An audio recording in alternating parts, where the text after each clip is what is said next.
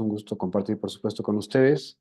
Entonces, sin más, vamos a iniciar con este muy interesante tema, que es justo el de ay, esclerodermia. Y nos vamos a centrar principalmente en la esclerosis sistémica limitada, sobre todo en el síndrome de CREST.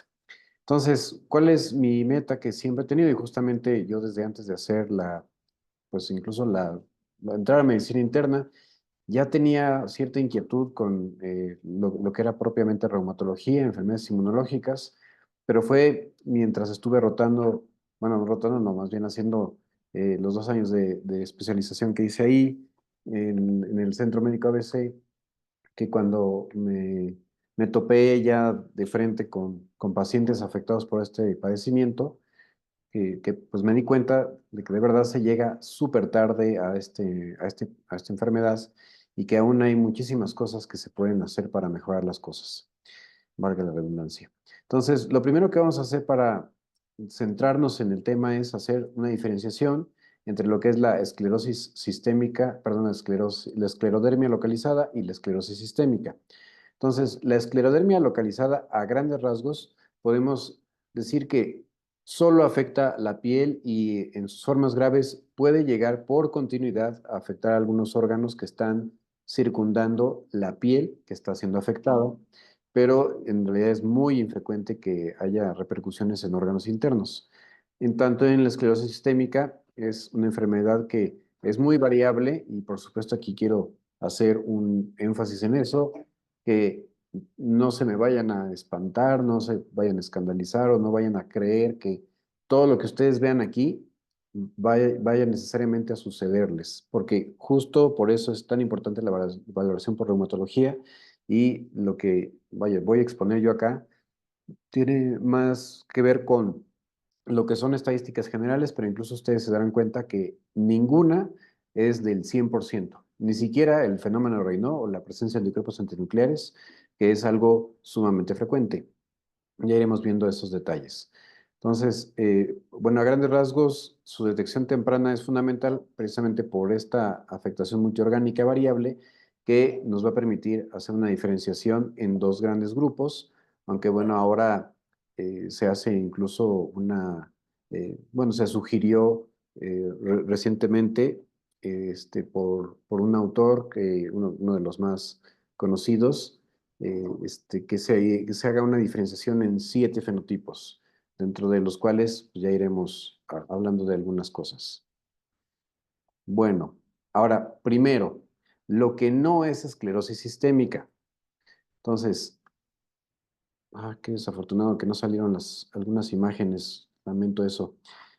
No sé por qué razón no salieron algunas imágenes, pero bueno, la clasificación personalizada de Pearson, perdón, la clasificación de Pearson actualizada en el consenso de Padua en Italia, nos habla de 5 clasificaciones fundamentales, que es la morfea circunscrita, que es la más común y puede ser superficial o profunda, y esto pues básicamente es una lesión que solo afecta a un paciente, a una zona del paciente y máximo 2, pero vaya, es una lesión que usualmente está muy bien circunscrita y que rara vez llega a tener repercusiones sobre tejidos más internos, como pueden llegar a ser pues, la grasa que está debajo de la piel, la aponeurosis, que es esa membrana que recubre los músculos, el músculo propiamente y en menor medida otros tejidos. Entonces, la que llega a ser eso es justamente la forma profunda.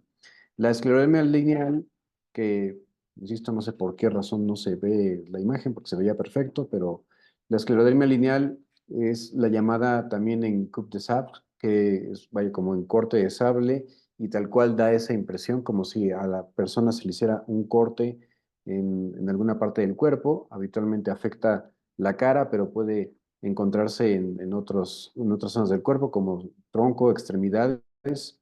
Y cuando llega a tener repercusión o cuando llega a afectar justo la zona de la cara, del rostro o del cráneo, es donde se debe tener especial cuidado porque la lesión puede profundizarse y llegar a repercutir sistema nervioso central, los ojos y muy rara vez pulmones corazón o incluso a nivel renal.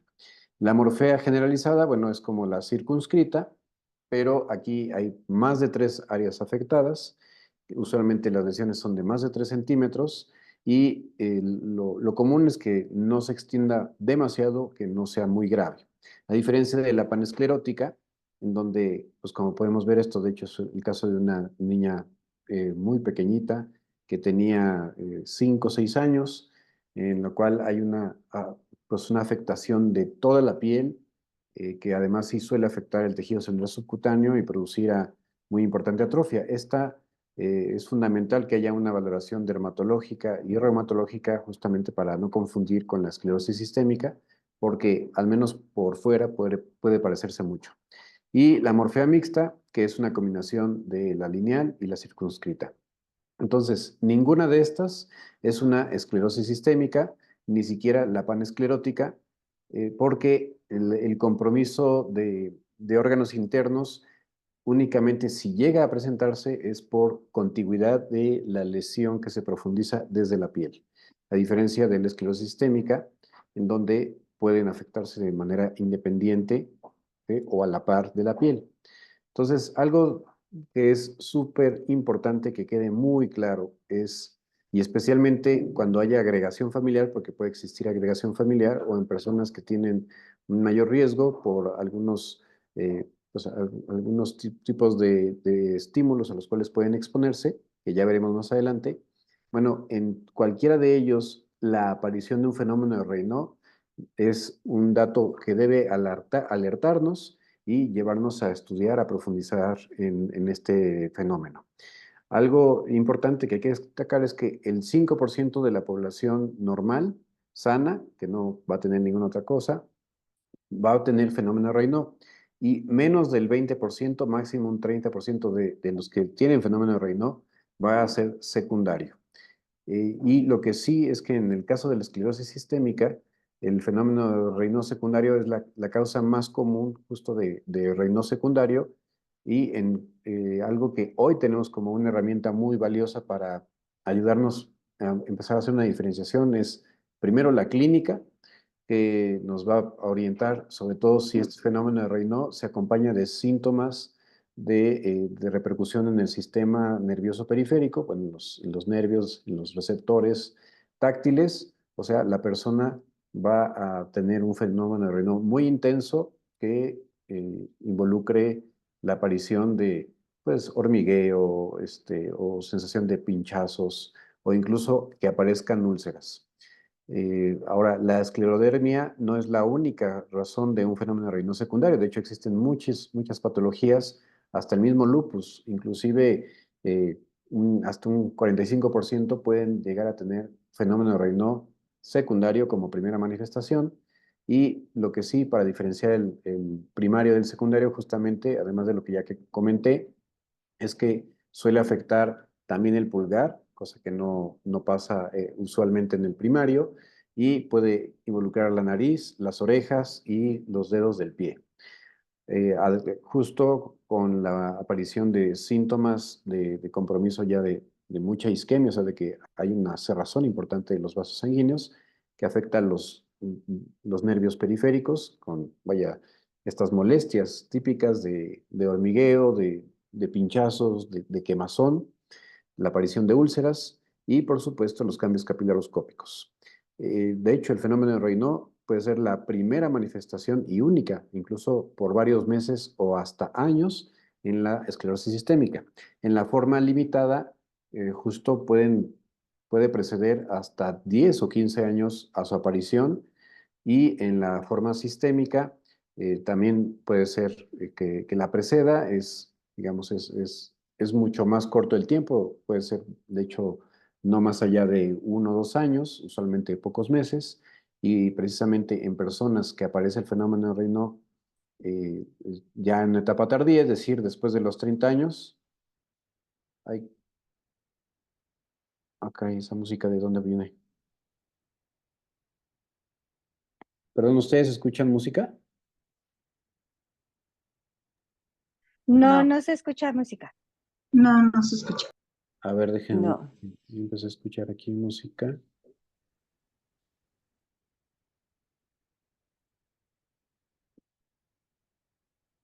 Bueno, si ustedes no la escuchan, pues entonces continuaré, pero qué curioso. Bien, entonces, cuando hay cambios capilaroscópicos, ¿qué es lo que nos debe alertar? Bueno, justo existen algunos patrones muy característicos de la esclerodermia. Entonces aquí podemos ver que esto es una videocapilaroscopia, lo cual es un procedimiento que tiene muy pocas repercusiones, o sea, mínima molestia, pues eso no libera radiación ionizante, ninguna cosa que pueda perjudicar realmente al paciente.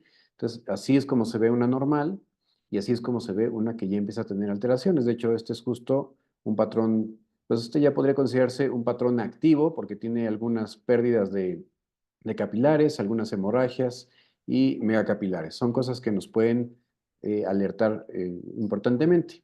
Algo trascendente es que personas que justo se considera que tienen un fenómeno de Raynaud primario y puede pasar pues varios años, hasta un 15% en realidad, después de hacerle una capilaroscopia, se descubre que pues de primario no tenía nada.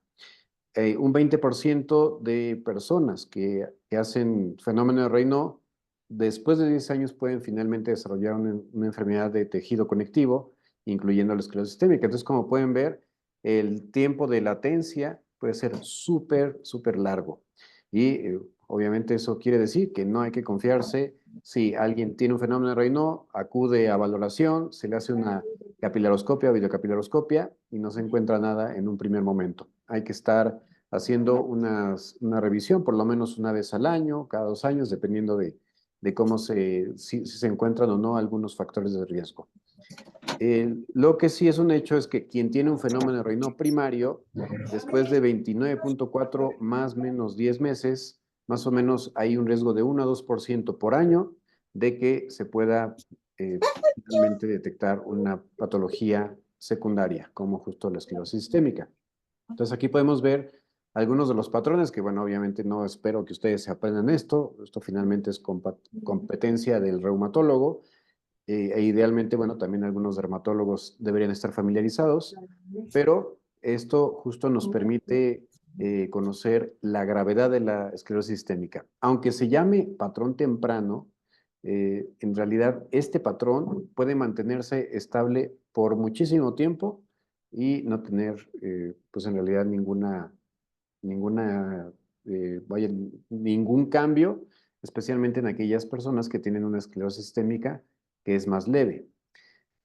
Otra cosa importante es que el patrón activo puede ser la primera manifestación o aparecer muy rápido, aunque sí lo habitual es que progrese de este a este, pero puede ser que en el primer momento en que se hace una capilaroscopia, especialmente en alguien que empezó con fenómeno de Raynaud de rápida evolución, aparezca ya este patrón activo y finalmente un patrón tardío que usualmente correlaciona con las formas más graves o también pues, las más tardías.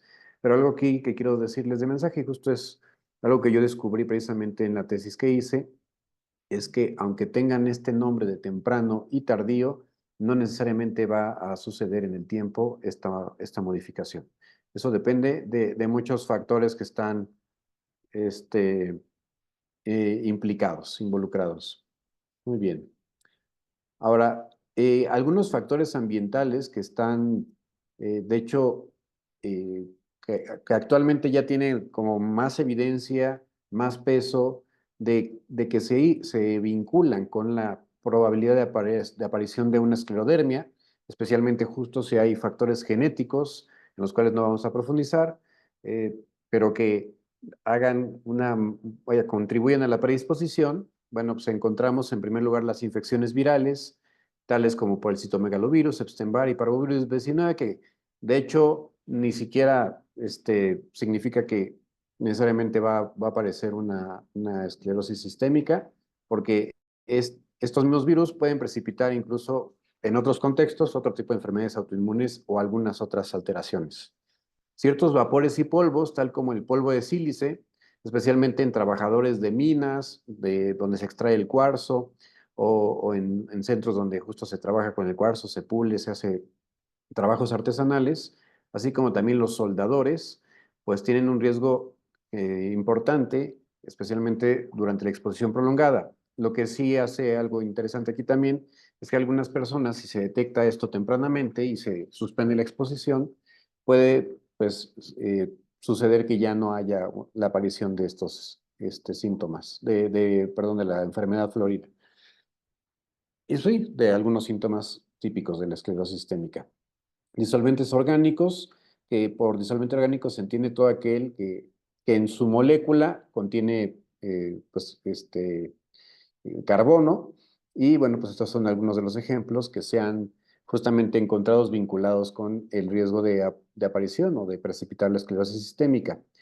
Y esto, bueno, por ejemplo, el gileno, esto pues, en personas que se dedican al calzado, a la trata de cueros, ¿no? A la preparación pues justo de la piel de animales, pueden llegar a usar este tipo de sustancias, o pues en personas que se dedican a elaborar cigarrillos o algún otro tipo o que trabajan en un laboratorio químico.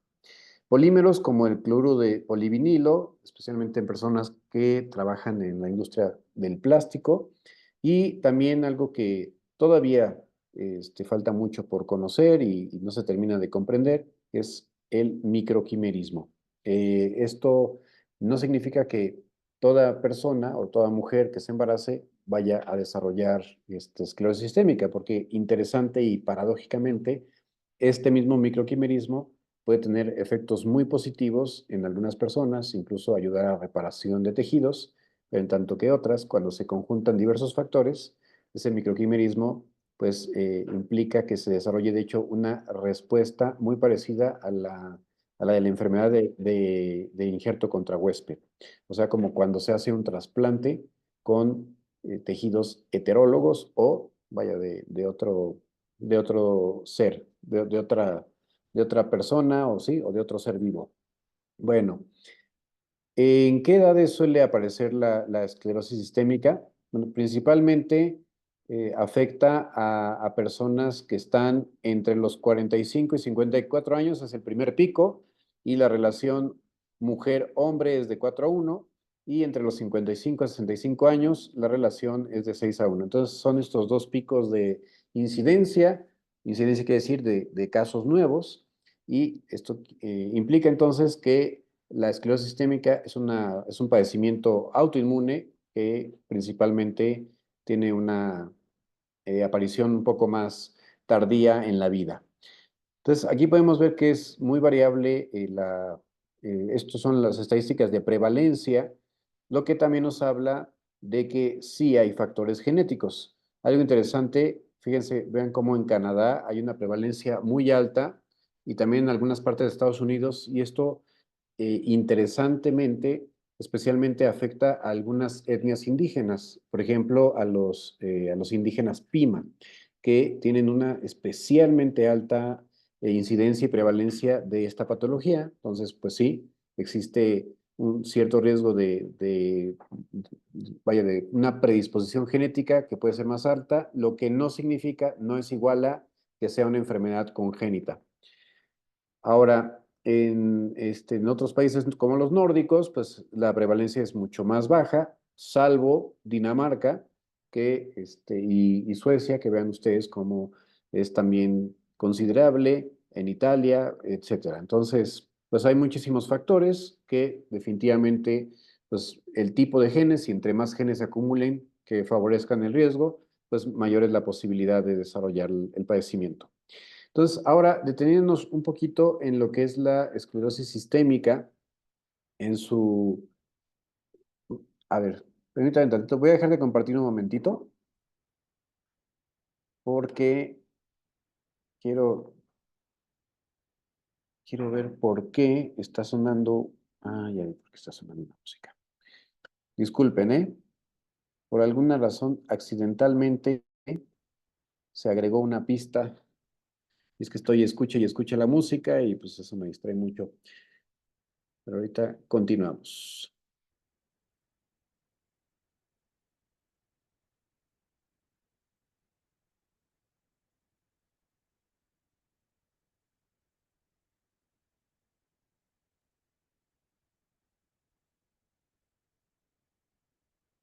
Muy bien. Ahí está de nuevo, ¿verdad? Ya se ve. Entonces, a ver, nada más quiero ver en el chat. Sí se ve, ¿cierto? Se ve y se escucha bien. Sí. Gracias. Muy bien, entonces continuamos. Bueno, entonces, como les decía, hay ya esfuerzos que lo que buscan es precisamente que nosotros lleguemos mucho más temprano, podamos hacer un diagnóstico precoz y precisamente como ven, de los primeros puntos, y por eso puse tanto énfasis en eso, es el fenómeno de Raynaud. Estos son unos criterios que se llaman de B2 y se desarrollaron principalmente en Europa, donde justamente hay una descripción de las más tempranas sobre esclerosis sistémica y ha habido grupos, especialmente italianos, que han trabajado mucho en esto. De igual manera, aquellas personas que adicional al fenómeno de Raynaud aparece dactilitis, que es una inflamación difusa, ya veremos más adelante unas imágenes, y especialmente si hay una capilaroscopía normal y la presencia de anticuerpos antinucleares con especificidades de anticentrómero o antitopoisomerasa. Perdón, todo esto, incluso en ausencia de que todavía, o sea, aunque no haya todavía dactilitis, nos habla de que estamos ante una esclerosis sistémica muy temprana, que cuando precisamente no hay dactilitis o no hay edema de manos ni esclerodactilia, algunos le llaman preesclerodermia. Pero bueno, pues ya, si hay las demás características, aún en ausencia de manifestaciones claras en la piel, ya no es una preesclerodermia, sino simplemente una esclerosis sistémica temprana. Y eso es importante considerar porque actualmente pues, sí disponemos ya de terapias como el ácido micofenólico o incluso hasta el metotrexato, que si se dan tempranamente pueden cambiar la evolución del padecimiento bueno, además de que en algunas formas muy tempranas igual se ha visto con rituximab, se ha visto que el trasplante autólogo con células, eh, ya sea mesenquimales o con células hematopoyéticas pluripotenciales, puede cambiar notablemente esto. Desafortunadamente, como es un procedimiento que es no solamente costoso, sino peligroso, pues solamente se deja para casos que son rápidamente progresivos o donde el paciente de verdad tiene todos los recursos, ¿no? Bien, ahora vamos a irnos centrando un poquito a cómo se hacen los criterios de diagnóstico. Entonces, eh, en sí, bueno, voy a hacer, de hecho, les voy a mostrar otra imagen más clara, más nítida, donde incluso se consideran puntajes. Digo, esto simplemente es para cultura general de ustedes, porque en realidad corresponde a la reumatóloga o reumatólogo tener claridad de qué significa cada una de estas cosas, pero bueno, para que sepan, dentro de los criterios, la presencia de esclerodermia o esclerosis de la piel proximal es un dato que sí o sí debe estar presente para hablar de esclerosis sistémica, salvo en datos muy particulares donde puede no presentarse esto, que es infrecuente, pero sucede, ya veremos también más adelante. Y como ven es la presencia de el A o bien dos de cualquiera de estos. Y estos, que es el puntilleo digital, principalmente por las úlceras, o sea, se ven unos hundimientos muy característicos, la esclerodactilia o la presencia de fibrosis pulmonar. En realidad estos son unos criterios muy tempranos que se desarrollaron, pero bueno, ayudan. Y ya veremos más adelante cómo hay ahora unos mucho mejor desarrollados. Y en lo que nos vamos a centrar un poco más es en el síndrome de Crest, que pues lo que lo caracteriza es la aparición de calcinosis, y justo como aquí se ve, son estos nódulos donde hay un depósito anormal de calcio que pueden llegar a ser muy molestos, eh, junto con la presencia de fenómeno de Raynaud, que pues ya vimos el Raynaud, que seguramente todos ustedes ya saben, pero para aquí no, el Raynaud habla de cambios por alteraciones de la vascularidad y empieza con una fase, la primera fase es de isquemia, en donde hay una disminución del flujo sanguíneo porque se cierran los vasitos más finos, entonces eso hace que se pongan precisamente blancos los dedos o incluso algunas otras partes del cuerpo que sean acras o más más externas, como la nariz y las orejas. Después viene una fase en la cual, al suceder una disminución de la concentración de oxígeno y un aumento de la de dióxido de carbono, pues la sangre se torna más oscura, o sea, una fase cianótica, y después de eso hay una fase de recuperación de eritema o de hiperemia, en la cual pues hay un flujo masivo tratando de compensar la ausencia de flujo que hubo. No necesariamente se suscitan estas tres fases, pero es lo más habitual. En el síndrome de Crest, precisamente su acrónimo, tal como ven aquí, la C es de calcinosis, la R es de Raynaud, la E es de alteración de la motilidad esofágica, que eso es algo súper común y de hecho puede ser la primera manifestación en muchos pacientes. La esclerodactilia, que pues tal como su nombre lo dice, es el engrosamiento y endurecimiento de la piel de los dedos. Y las telangiectasias, que es lo que podemos ver aquí, que son estas arañitas vasculares que cuando las presionamos, de hecho, esto para diferenciar una telangiectasia de un nevo o de algún otro tipo de lesión, lo que hacemos es eh, presionarlas con un portaobjetos o con alguna lupa, y entonces lo normal es que se ponga transparente, bueno, no se ponga transparente, sino más bien se quite el rojo del lugar presionado y al volver a quitar la presión se vuelve a rellenar de sangre. Y entonces, pues algunos otros criterios que si se conjuntan con los anteriores, pues también nos ayudan a hacer el diagnóstico, como es un fenómeno de Raynaud definitivo, quiere decir que el médico atestigua el fenómeno de Raynaud, porque bueno, pues hay algunas personas que pueden decir, no, es que sí, parece que tengo, pero si no se atestigua, pues es luego difícil de valorar, porque además existen algunas otras alteraciones como la crocianosis o la eritromelalgia que pueden parecerse y pues el paciente puede confundirlo porque obviamente pues, no cuenta con el conocimiento ni los criterios para hacer la diferenciación.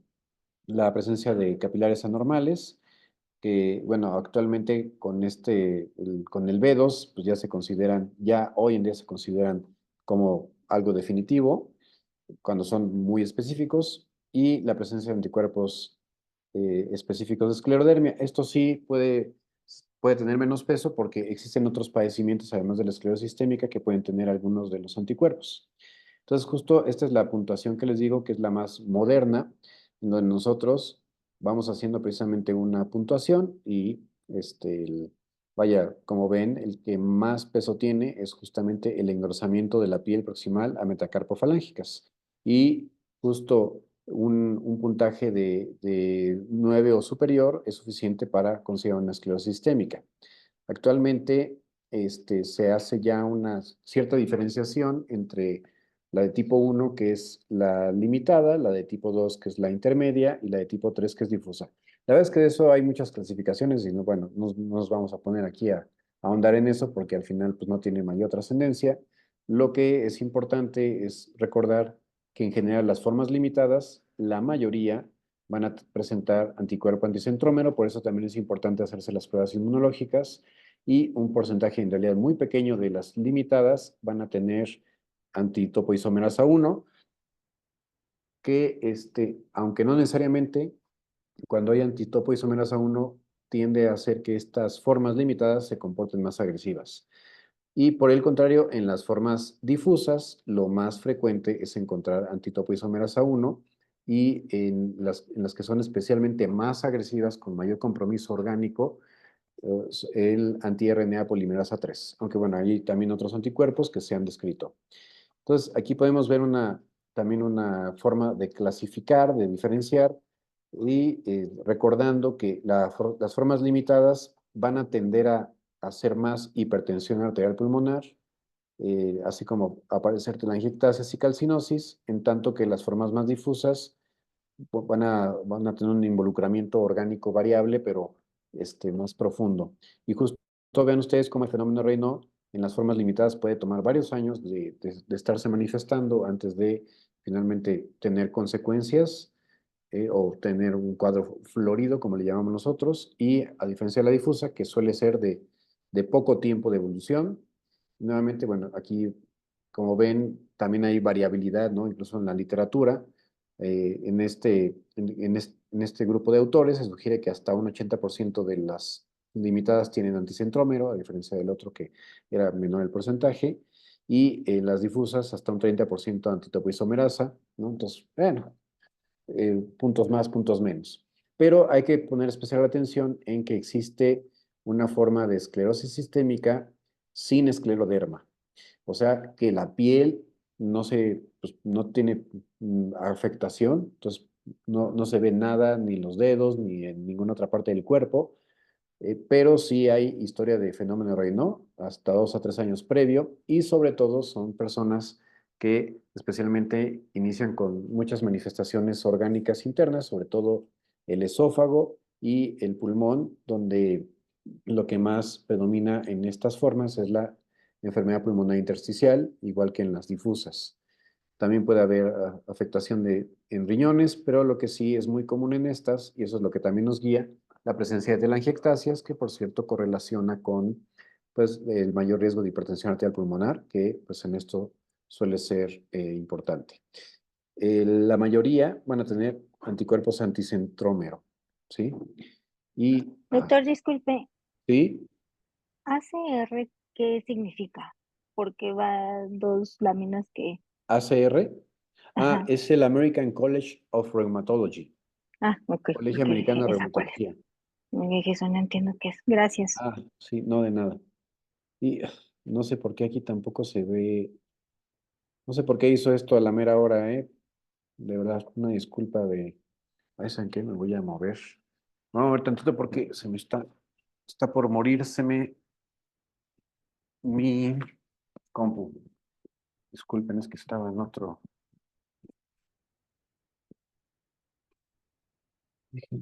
Déjenme la conecto porque si no nos vamos a quedar a la mitad.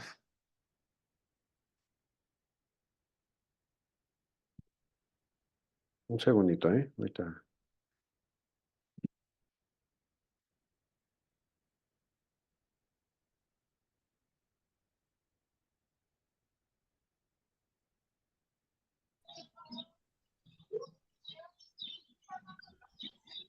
Perdón, doctor, aprovechando la pausa, ¿las úlceras en pie son normales en esclerodermia?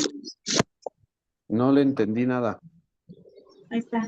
Perdón, ¿las úlceras en pie son normales en esclerodermia, en tobillo y eso? Úlceras en pie son normales en esclerodermia. Normales nunca, nada de eso es normal. Frecuente sí. Entonces, bueno, frecuente relativamente. No es lo habitual, y menos si no se han presentado, si no han tenido fenómeno de Raynaud. Pero si quieren eso lo vemos más adelante. A ver, perdón, entonces, síntomas tempranos que pueden aparecer. Está Porfis, cierran su micrófono. Ay, bien. Tere, cierra su micrófono, por favor. No, ¿alguien de los organizadores puede cerrar el micrófono de Tere? USB activado.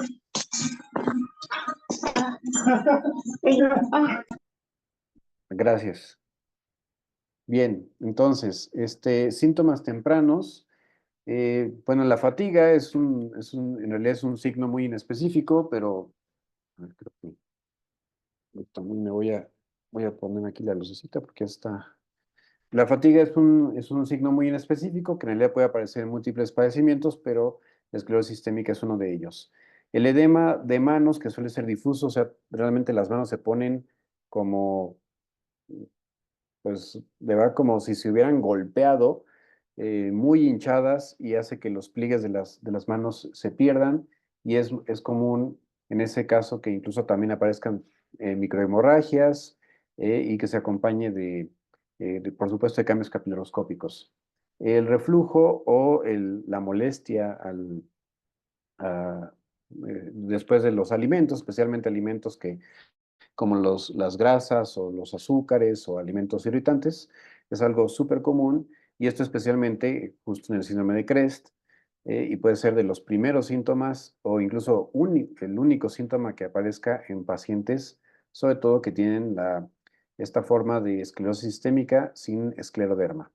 Y también, no, bueno, tampoco es raro que haya manifestaciones musculoesqueléticas adicional al edema de manos. O sea, puede haber artritis, dolor articular e incluso algunas personas pueden iniciar como primera manifestación un síndrome de túnel del carpo. Entonces, bueno, por eso es fundamental hacer una revisión completa, ¿no? Desde la perspectiva integral de, pues, el reumatólogo. Entonces, la esclerodermia, la esclerosis sistémica específicamente tiene tres fases, una fase edematosa, una fase de progresión y una fase atrófica, que, bueno, pues en realidad su nombre por sí mismo lo dice, en esta sobre todo es notable la hinchazón, que puede aparecer en la mano, en la cara, en los pies, en la progresión donde principalmente la piel empieza a contraerse, engrosarse, a ponerse dura, la piel o algunos otros tejidos, claro que lo que se ve pues, es la piel, y en la fase atrófica donde pueden reorganizarse incluso algunas fibras o bien generarse contracturas muy intensas por la fibrosis. Entonces, aquí vemos algunos ejemplos. Bueno, aquí ya afortunadamente se apareció la dactilitis. Estas son las manos de una persona que hace un edema difuso de manos. Esto puede ser una justo de las manifestaciones más tempranas. Aquí también podemos ver la piel brillante, con pérdida de los pliegues por la hinchazón, e incluso justo la piel se puede edematizar de esta manera en otras partes del cuerpo, como puede ser precisamente aquí en el brazo, en el antebrazo. En las formas limitadas, usualmente se puede empezar a presentar o a percibir una esclerodactilia y en las formas difusas, pues ya también hay afectación incluso del antebrazo y de otras partes del cuerpo, como puede ser precisamente toda la cara, el cuello, parte del tronco. ¿Sale? Entonces, esta es la fase edematosa, la inicial. En la fase de progresión, aquí incluso puse algunos anticuerpos que pues suelen tener mayor repercusión o mayor extensión dependiendo del tipo de anticuerpo. El anticentrómero, como ya platicábamos, sobre todo va a asociarse más a una esclerodactilia y aquí da la impresión de que este paciente incluso está haciendo algo de calcinosis. Y las formas difusas, la antitopoisomerasa 1 y la que suele ser más grave, que es la anti-RNA polimerasa 3, porque esta muy importante afectación de la piel puede tener también repercusión en los músculos, en los nervios y en órganos internos.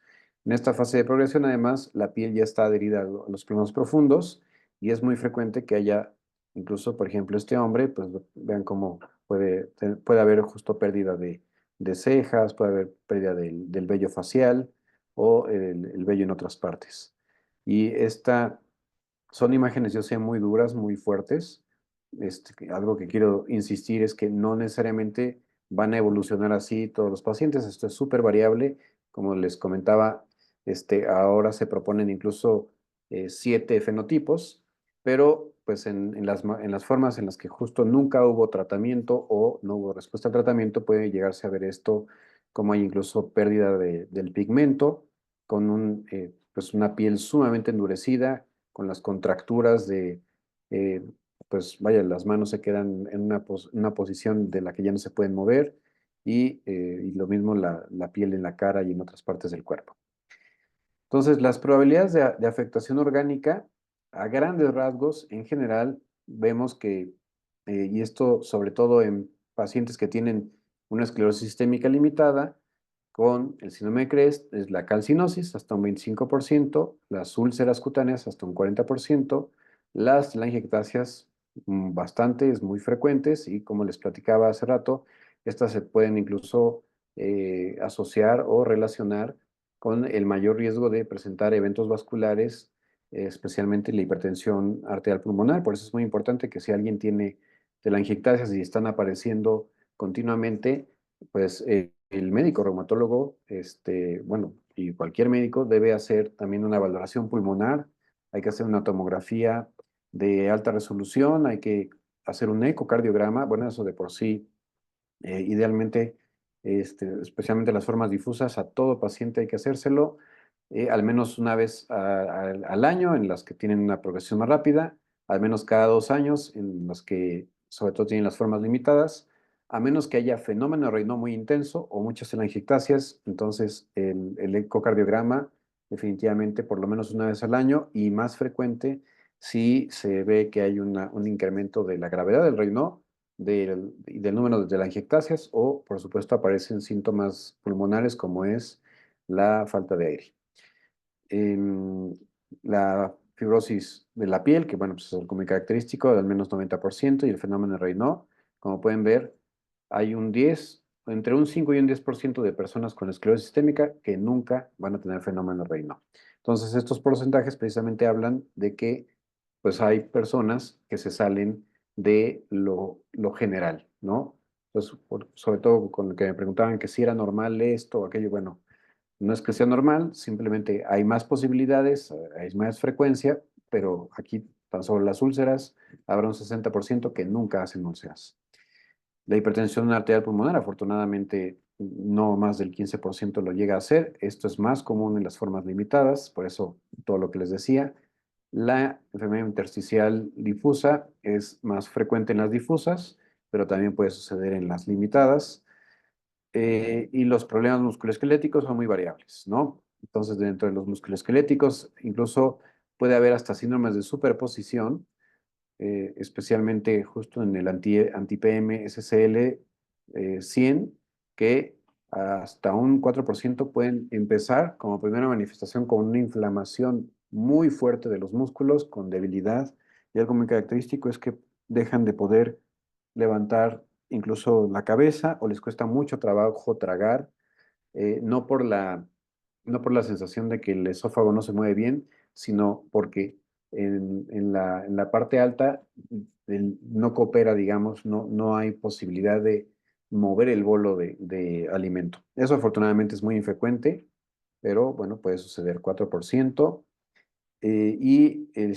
Bueno, la debilidad muscular hasta un 80%, especialmente en aquellos que tienen un compromiso más extenso, donde hay afectación intensa de la piel y más rápida progresión.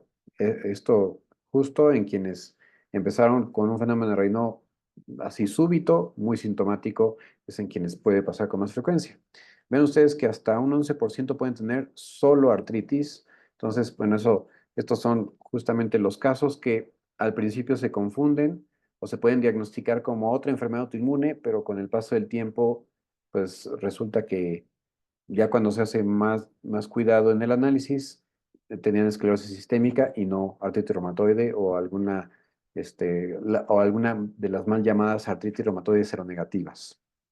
El compromiso tendinoso es algo que puede suceder sobre todo en las formas difusas y esto tiene gran relevancia, pero como ven, no es en todo. O sea, hay un porcentaje muy grande que no va a tener esto, pero si llega a suceder que justo cuando se hacen movimientos se siente como le cuesta trabajo al tejido moverse, desplazarse, o incluso de plano ya no se logra mover. Esto exige un manejo multidisciplinario y muy agresivo para evitar la progresión porque se asocia fuertemente a un compromiso orgánico más extenso, sobre todo pulmones, corazón y tracto digestivo. Bueno, la hipertensión arterial pulmonar también, retomando, sobre todo afecta más a aquellos que tienen las formas limitadas. Por eso es muy importante y sabiendo que puede ser subclínica con mucho más frecuencia, que se haga por lo menos, les digo, al menos al inicio del diagnóstico, un ecocardiograma o bien no más allá de 2 años después del diagnóstico, aun cuando sea una forma que parece muy leve, ¿vale? Y, bueno, lo vascular, de hecho, justo los 3 ejes de afectación de la esclerosis sistémica está el, la- el problema de inflamación, de un desorden inmunológico, una autoinmunidad, está la proliferación de fibroblastos y el depósito de matriz extracelular, de colágeno, precisamente eso que está tan de moda ahorita, sobre todo colágeno de tipo 1, tipo 3, tipo 4 y tipo 7, que es el que es especialmente más frecuente de encontrar en la piel, pero estos fibroblastos, que son células que habitualmente nos ayudan a reparar los tejidos después de hecho, lo que hace las cicatrices, cuando nos lesionamos, esas células proliferan de forma desordenada y entonces empiezan a dejar pues, su regadero, podríamos decir, de colágeno, y es justamente uno de los componentes de mayor importancia para el desarrollo de este engrosamiento tan característico de la piel. Y finalmente, el componente vascular. Esos son los tres ejes. Entonces, autoinmunidad, proliferación desordenada de fibroblastos y depósito de matriz extracelular y vascular. Entonces, como les platicaba, esto especialmente hay que tomarlo muy en cuenta en quienes tienen fenómenos de Raynaud intensos, con la aparición de úlceras, incluyendo úlceras en los pies, que eso habla de un fenómeno de Raynaud incluso más intenso, pero ahí sí hay que descartar también una insuficiencia venosa periférica profunda, grave, que también por sí sola puede llevar al desarrollo de úlceras o una vasculitis, ¿vale? Entonces son cosas que por eso es tan trascendente pues, que esto se haga de manera multidisciplinaria y especialmente con pues, la reumatóloga o reumatólogo que tengan pues, un conocimiento eh, pues, pues bueno, ¿no? De estas patologías. Y Perdón, dijo fibroblastos alocados, pero me lo puedes repetir fibroblastos. porque el término está muy largo. Sí, está muy largo. No, fibro. Fibroblastos. Sí, no, fibroblastos. Los fibroblastos son células que en condiciones habituales, de hecho, se encuentran debajo de la piel, ahí entre la piel o entre los vasos sanguíneos, ahí escondiditos. Y cuando hay alguna herida, alguna lesión, desde que se encaja una espina, desde que hay una cortada, desde bueno, sobre todo cosas así que comprometan la piel. Los fibroblastos son los de los primeritos en llegar después de las plaquetas para hacer que ese tejido pueda contenerse y evitar que la piel pues, siga permitiendo o siga generando fugas, sobre todo de líquidos y de sangre, etcétera. Entonces los fibroblastos se encargan de reparar y son los responsables de que se hagan justo las costras. Entonces, precisamente una persona que hace justo esas costras que se llaman queloides, que son unas costras así enormes por unas heridas, es porque sus fibroblastos funcionan desordenadamente. Entonces, eso que pasa en estas personas, en la esclerosis sistémica, sucede, pero todavía más desordenadamente y más difuso. Entonces, justo estos fibroblastos, además de que pues se empiezan a depositar. Ahora sí que imagínenlos ustedes o piénsenlos como unos gusanos de seda. Entonces, pues la seda, cuando está así, cuando hacen sus niditos de forma ordenada y así en algún que otro arbolito, pues está muy padre, ¿no? Y no hay ningún problema, no afecta nada, pero si de pronto proliferan todos los gusanos de seda y inundan los bosques, pues empiezan a afectar incluso a las aves, a otros insectos, y eso, bueno, pues tiene consecuencias negativas, incluso pues afecta vaya, el ecosistema, empieza a alterarse incluso la salud de los árboles y de igual manera empieza a alterarse esos árboles, ¿sí? Que son pues las arterias y las venas empiezan a afectarse porque se empiezan a apretar. Además de que algunos fibroblastos incluso pueden modificar todavía más lo que se llama su fenotipo, es decir, el cómo expresan sus genes y hacerse miofibroblastos, o sea, fibroblastos con una capacidad contráctil, vaya, como una célula muscular. Esos miofibroblastos son especialmente peligrosos porque son los que empiezan a rodear los vasos sanguíneos, sobre todo de los pulmones, o bien de los vasos sanguíneos de las manos, de los pies, y entonces llevan a enfermedad vascular mucho más grave, una de las cuales justo es la hipertensión arterial pulmonar. ¿Sale? Y bueno, pero en términos generales, y ya terminando con esta conferencia, decirles que la esclerosis sistémica limitada y especialmente el síndrome de CREST suelen tener muchísimo mejor pronóstico y la mayoría de los pacientes pueden durar muchos años, muchos años sin tener complicaciones graves.